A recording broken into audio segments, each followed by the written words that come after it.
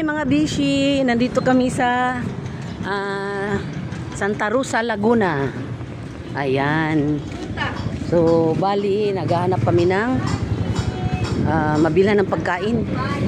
Kasi ang aming pagkain ay tanghali.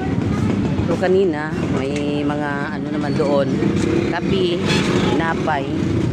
Pero, nagutom kasi itong mga kasamahan ko. Kaya naghahanap ng pagkain. So, pati na rin ako, kakain na rin. Kaya ito kami, doon kami galing, oh. Ayan. So, good morning sa lahat ng mga kilala natin yan, mga kaibigan, mga friendship.